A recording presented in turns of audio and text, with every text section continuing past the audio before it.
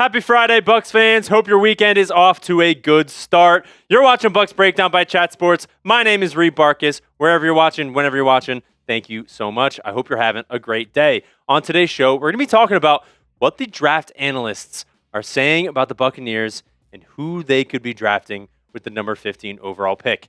Is their plan crystal clear? That's what we're going to be talking about today. Now, talking about the draft analysts, who are we talking about?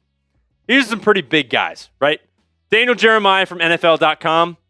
He has Akheem Mesidor, the edge out of Miami, going to the Bucs. Mel Kiper and ESPN with Matt Miller and Jordan Reed and a bunch of others talked about doing it, or they did a three-person draft where they took turns taking people, and they went with Akheem Mesidor again, the edge out of Miami. Todd McShay from The Ringer. He took Akheem Mesidor, the edge out of Miami. Rhett Lewis from NFL Network. He took Akheem Mesidor, the edge, out of Miami. And then Lance Zierlein, NFL.com, he took Kenyon Sadiq. We talked about him in last video. But I sense a similarity for my viewers out there and not listeners. Well, I guess listeners as well. You can kind of see the theme of what people are thinking about the Buccaneers and who they're going to take with that first round, number 15 overall pick. We'll get to that in a second. But let me ask you this question real quick. I know you're sitting, Mike, I know you're sitting right there, or Chase, you're sitting down in your chair right now saying, hey, I love the Buccaneers and I love free stuff, right? Do you love free stuff and you love the Buccaneers? Then like the video. Because that helps me, that helps everyone else, that tells my bosses that these are good videos and that we're having some fun talking Buccaneers, and I get to make even more videos. So make sure to hit the thumbs up button. Let's try to get to like 200 likes, because I love the Buccaneers, you love the Buccaneers, and we all love free stuff. Free stuff here at Bucs Breakdown. All right, let's take a deeper look into Akheem Mesidor, because if all these draft analysts are talking about Akheem Mesidor, that's what we're going with at number 15 overall pick, then it's crystal clear, right? That's what we're going with. You never know, but like if everyone is saying it, let's take a closer look into Akheem Mesidor and really see what we could get at pick 15. The popular pick, Akheem Mesidor, he's extremely explosive with the ability to use power or finesse moves. I mean, if you guys watch watch the national championship or any of his 2025 highlights, the guy has a high motor, great determination, and he was coached by Hall of Fame Jason Taylor. Will be a 25-year-old rookie, which is a little bit of a downside. He actually had a birthday pretty recently in early April, so happy birthday to Akheem Mesidor. But the guy's good, and there's a reason why he's getting mocked to us at 15 is because he's got production, man. He has got production.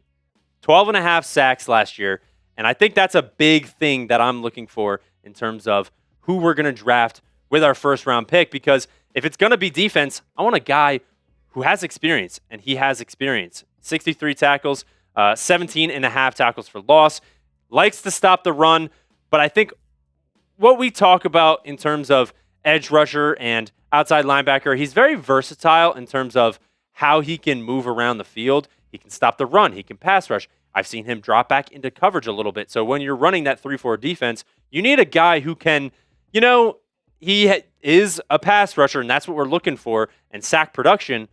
But he can also do a little bit of other stuff, so he can kind of fit into that 3-4 defense that Todd Bowles runs, where he can actually produce pretty quickly in the NFL, in my opinion. Now, some strengths and weaknesses for Akheem Mesidor. Excuse me. Some pros. Plays with his hair on fire. If you watch this guy play football, he is all over the field. And pass rush, he launches at the quarterback. Now, that could be a little bit of a weakness because he launches as a tackler, but we'll get to that. Coaches rave about his toughness and unselfishness. Does that not ring a bell a little bit? Toughness, unselfishness, the silhouette in the Bucs facility. Levante David, I mean, that's the guy that we're looking for, right? That type of mentality on defense and in the locker room. I love that. Off the ball quickness helps him win over the B gap. Sort of like I was saying, he's fast for his size. So he can play around the linebackers, defensive line, kind of play everywhere, which makes it a lot better in terms of your using your 15 or number 15 overall pick, you want a guy that is good, and he's good, man. But when there's strengths, there's also weaknesses. Doesn't have ideal arm length. And his running mate, Ruben Bay Jr., also a little bit of short arms. Same thing with Cassius Howell. I go back and forth in terms of, is that going to matter, or is it going to, you see it in the NFL, like, if he's quick, man, he can get around the tackles, but arm length is a big thing to have for edge rushers. So we'll see if that actually turns into a weakness, or maybe you figure out a different way. I don't know. But he finds himself out of position to make a play a lot. He is very aggressive, and you love that, but sometimes it gets him out of position, and it doesn't really, he can't stop fast enough to break down and make a tackle or make a play. And like I said earlier, launches as a tackler. So it could get him in trouble sometimes if maybe a concussion or whatever. I saw one play when I was watching film on him. He just kind of dove like this, and he hit, and then he gets hit and immediately slams his head down on the ground. I was like, oh, wow. So that might have to be coached out of him. But Dane Brugler, he puts out the beast. It's a scouting guide for the NFL draft. He talked all about Akheem Mesidor. So let's see what Dane Brugler had to say, because he's a little bit smarter than me. Played through a right foot injury during 2022 season and tried to play through it again in 2023, but was forced to shut down things after 2 games and undergo surgery. Suffered a similar injury, torn ligaments to his left foot, which required surgery in 2023. Off-season shoulder injury or shoulder surgery before he enrolled at Miami in 2022. Missed 1 game because of injury as a super senior in 2025.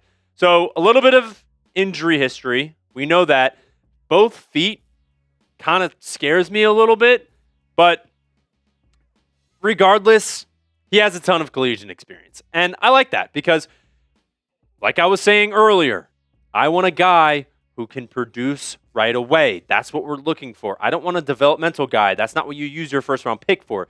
Use your first-round pick for a guy that has experience and has production. 12.5 sacks last year. I love that. I want that. Need that. So he started his years in West Virginia in 2020. Oh my goodness. 2020. Second team All Big 12 Conference. Freshman All-American. Led team with the 5 sacks. And this is, shout out to Lance Zierlein from NFL.com. This is from him. Or Rhett Lewis, I believe. Yes, it is Rhett Lewis. I'm sorry. Yes, Rhett Lewis. And played in 10 games with 1 start, 32 tackles, 6.5 TFLs with 5 sacks. And then went on to West Virginia again. Has some honorable mentions there. And then transferred to Miami, where he was a 3-year starter, but 4 years. I mean, the guy is going to be 25 when he is a rookie, which, I mean, I don't love that, but he has experience, which I do love. We should be looking for immediate production. I don't care if you think he's old. We have a we have a roster right now that is pretty old. So if you want to bring in a guy that can produce right away, I don't hate that idea, because if you look at our depth chart right now, it's old. Al-Qadim Muhammad, 30, 31. Alex Anzalone, 31. We just brought back Raheem Nunez-Roches, 32. Like, we're building a roster where if it doesn't work in the next year or two, you're not starting from ground zero, right? You can kind of help in terms of you're not leaving yourself out to dry with making investments in guys who are younger but may not be good. But, like, I like Akheem Mesidor. I do. I think he is... There's a reason why he's being mocked to the Buccaneers at 15 this many times. So let me ask you this. Would you be happy with Akheem Mesidor at 15 overall? Like the video for yes, but if no, comment why. Because some people are thinking maybe Jermon McCoy, Tennessee corner. He's been mocked a couple times. Kenyon Sadiq as well. Or would you want to go left guard? Who knows? But be honest with me. Get down in the comments if you do not know or do not want Akheem Mesidor. Tell me who you want. And if you do, like the video. See how many likes we can get on today's show. All right. I will say, though, Akheem Mesidor is my ideal pick at number 15 for the Tampa Bay Buccaneers. He's aggressive. He's fast. I love how he rushes the passer and immediate production. That is what I'm looking for in our first round pick. Yes, he's going to be 25 years old, but with sack production at 12 and a half in college, that translates very well to the NFL. So he would be my number 1 pick at number 15. Please let me know what your number 1 pick would be down in the comment section. He's great at stuff on the run, and I think that's what we need next year. If you guys remember, run defense, our defense at all really was not up to par. And bolstering that defensive line, which is what we're doing now, trying to get bigger, as Todd Bowles was saying, and trying to get to the passer, both of that would be Akheem Mesidor because he can pass, he can rush the passer, and he can stuff the run, which is what we're looking for. Dane Brugler on Akheem Mesidor from the Beast. Shout out to Dane. After 7 years of flash plays, Mesidor put it all together as a super senior and made significant strides with his pass rush instincts. Along with his urgent upfield quickness, he has aggressive, well-timed hands and a deep bag of rush moves, which allows him to vary his attack and create challenging angles for blockers. He's a physical run defender with adequate play strength, although he can get stuck on blocks, and he needs to continue maturing his escape maneuvers. Overall, Mesidor won't be universally loved because of his age and injury history, but he is a disruptive force off the edge who is always playing 100 miles per hour. He projects a 3-down NFL starter with interior value on sub packages. So I think I love that because he can kind of play anywhere. They bumped him inside in Miami as well on that 3-tech, so you can move him around the defense like I was saying before. So if it's not him, these are some other guys that were mocked to the Tampa Bay Buccaneers at 15. Keldrick Folk, the edge out of Auburn. I think Dane Brugler on the Beast has him 1 above Akheem Mesidor in his rankings for edges. So gotta look at that. I know it's not the Bible, but the Beast is pretty intense. So Jermon McCoy as well, the Tennessee corner, had some injury history, missed all of last year. So we're looking at 2024 highlights and film for him, but could be a starting corner. Cassius Howell, shorter arms. Are we going to look at that as well? But he's been mocked to the Buccaneers a couple times. I honestly like that pick, and I also like the pick of C.J. Allen. I know we signed Christian Roseboom and Alex Anzalone, but that's not gonna be your core for the next couple of years. You get a guy like C.J. Allen who has all the traits, has all the mindsets for a guy like a Levante David replacement. Kind of can't replace him, but he would be a good start. So these are some other guys because these are what the draft analysts are talking about. And that's what I kind of wanted to talk about on today's show is the path pretty clear that they're going to go with an edge rusher or linebacker? You never know. We'll have to find out in a couple weeks.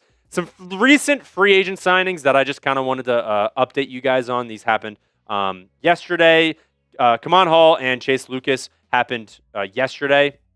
Just 2 corners that are probably going to be more special teams and just some depth in training camp and in mini camp and stuff like that to, I guess, push people along and create some battles, right, Jones? Some battles in training camp, which I would love. But David Sills is actually an interesting pickup at wide receiver. Played with the Atlanta Falcons last year. He's more of a big body wide receiver, maybe in just another target, more depth in that wide receiver room, which I like. I think we should probably in the later rounds go with a wide receiver as well, pick up somebody who could be good. And then I'm not even going to try his name. He's an International Pathways defensive tackle, which also brings more depth. He was recently with the Houston Texans on their practice squad, but we're going to go with Mr. H is what we're going to call him. And then we bring back Nacho. I made a short about this if you haven't already seen it. Bringing back Nacho is big. Love that depth there. Brings the energy and brings the experience and veteran to the locker room, which I love. So, hey, that's what we got on today's show. Thank you for watching to the end of the video. I hope you have a great weekend, and we'll be back on Monday for some more news and rumors about the Tampa Bay Buccaneers. The draft is coming up soon. Make sure you hit the subscribe button. Get all the content there. Who we're picking, any UDFAs that we pick up after the draft as well, so don't want to miss that. Make sure to hit the subscribe button if you haven't already. Join a fun family with Buccaneers fans all offseason and season long. All right. I'm talking too long, as always, at the end of the video. I believe we have a comment shout-out, do we not? I love watching what you guys have to say or looking at what you guys have to say at the end of each video. So I want to give a little shout-out to a commenter because I look at everything that you guys say because I really like. This is not all about me. This is all about you guys, actually. I'm the host of this channel because I want you guys to have a platform to kind of talk about your favorite team and watch fun videos about your favorite team. So that's what we're trying to do here. So shout out to David Arbuckle. He said, Akheem Mesidor, he is a stud. He commented on the last video. So I was like, hey, you know what? We talked about Akheem Mesidor on today's video. So I'll give David a nice little shout out. Shout out to you, David. If you want to be shouted out on a random video, make sure you get down there and comment and like the video and subscribe. Because that's what we're doing here on Bucs Breakdown.